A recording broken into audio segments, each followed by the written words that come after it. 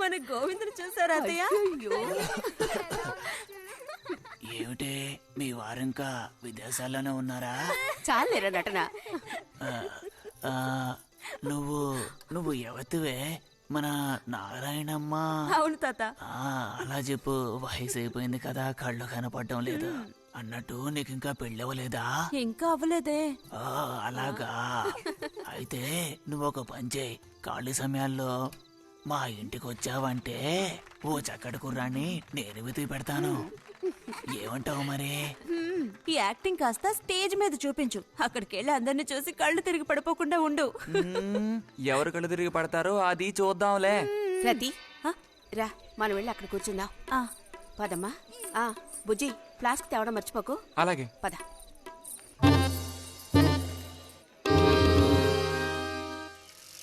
ఏరా మీ అమ్మ ఎక్కడుంది? కలిసి గుడికి వెళదామని చెప్పింది. తయారైందా లేదా?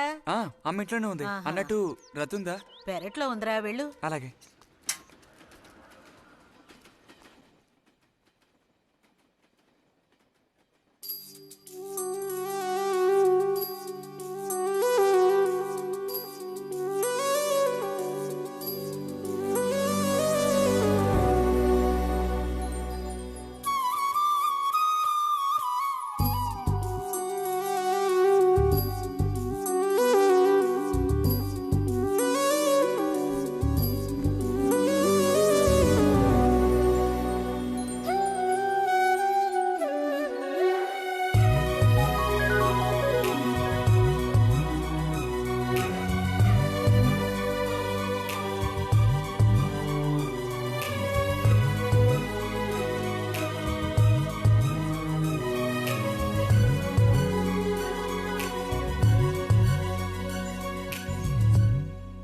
రతి, వీక్లీ పుస్తకాలు తీసుకొచ్చాను. అక్కడ పెట్టేళ్ళు. మరి నేను బయలుదేరినా? సరే.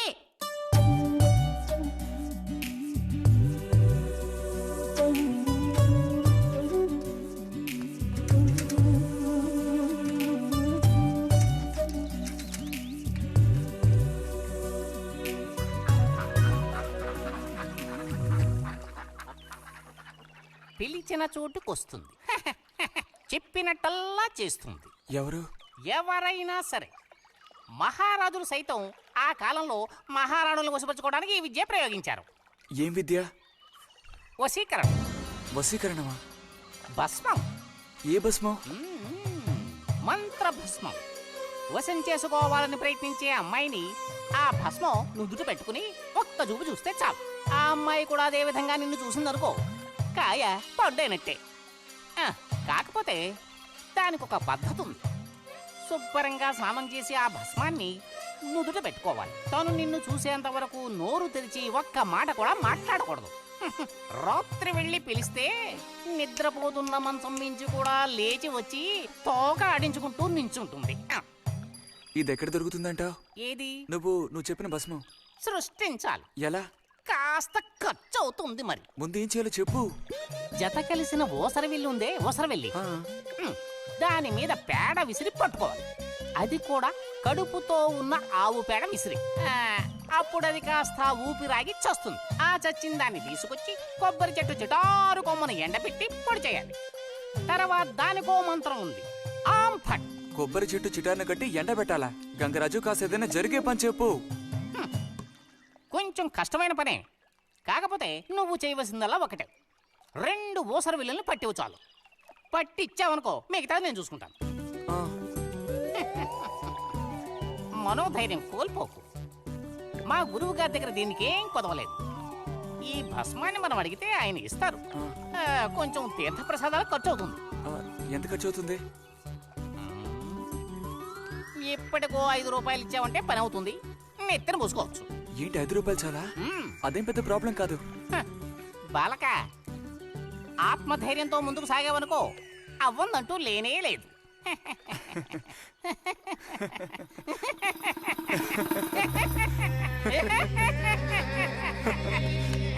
ఓం ఫట్ స్వాహా.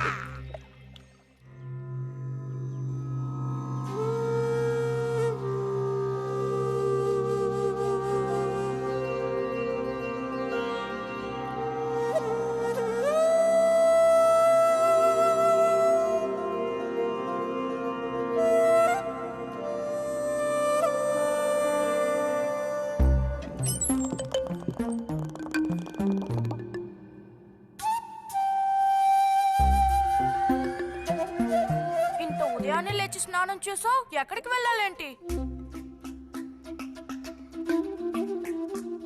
ఏంటి స్పెషల్ గా విభూతి పెట్టావు?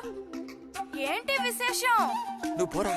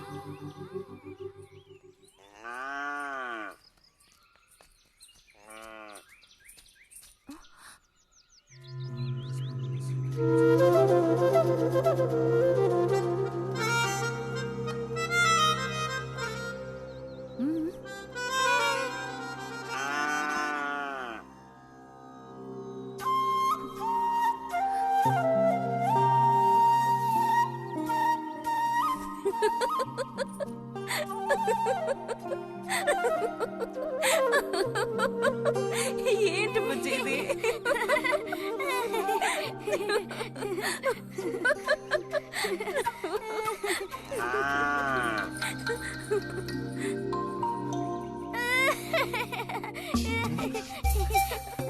ఆగు, ఆగమంటుంటే ఆగు.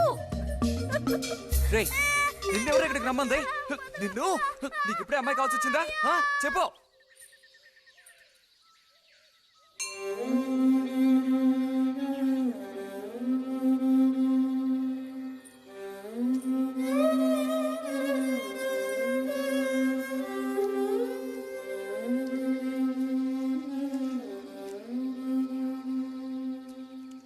రండి సార్. ఈరోజు లైబ్రరీకి వెళ్ళలేదా? లేదు.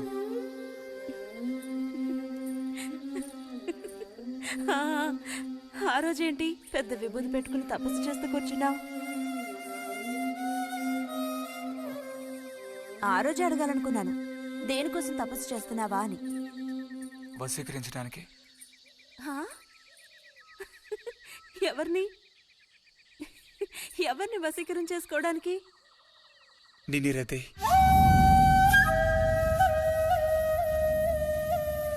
బుజ్జి, ఏమిటి అనేది? అవును, నిన్నే. ఏంటి బుజ్జి ఇది? ఎంత చనువు ఉంటే మాత్రం ఇలా మితిమీరి ప్రవర్తిస్తావా? ఇంకాపు, ఇలాంటి పిచ్చి పిచ్చి ఆటలు నాతో ఆడుకో చెప్తున్నాను. ఛే!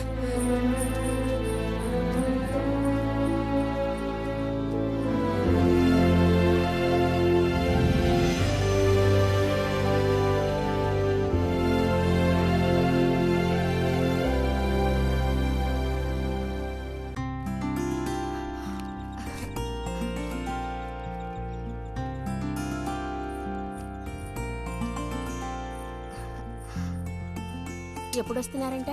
వచ్చే వారం వస్తున్నారట. ఉత్తరం చదువుతుంటే అమ్మాయి మొహంలో సంతోషం చూసినప్పుడే నాకు అర్థమైపోయింది. సరే గాని కృష్ణారావు ఎప్పుడు వస్తున్నట్టు రాశాడేమిటి? తారీఖే రాయలేదు. ఇక్కడ వదినకి స్కూల్లో లీవ్లు ఇచ్చిన తర్వాత అక్కడ అన్ని ఊళ్ళో ఒక్కడు ఉండగలడా ఏంటి? ఓ మిలిటరీ వాడిని చేసుకుంటే ఆ బాధ ఏమిటో అప్పుడు నీకు తెలుస్తుంది. ఇగో నన్ను అడిగితే మాత్రం మిలిటరీ వాళ్ళు పెళ్లి చేసుకోకూడదు. పాపం వాడు కాపరం చేసేది 2 నెలలే, మిగతా 10 నెలలు ఆ తీపి జ్ఞాపకాలతో గడపాల్సిందే. అందుకే పాప ఆయన పెళ్లి చేసుకోకుండానే ఉండిపోయినట్టున్నారు. బాగా చెప్పావు. నీకో సంగతి తెలుసా? పూర్వం నేను బర్మాలో ఉండేటప్పుడు నా వయసు ఎంత ఉంటుందనుకున్నావు? 26, 27 లోపలే ఉంటాయి. అప్పుడు సాయంకాలాలు ఓ చక్కటి ప్యాంటు టీ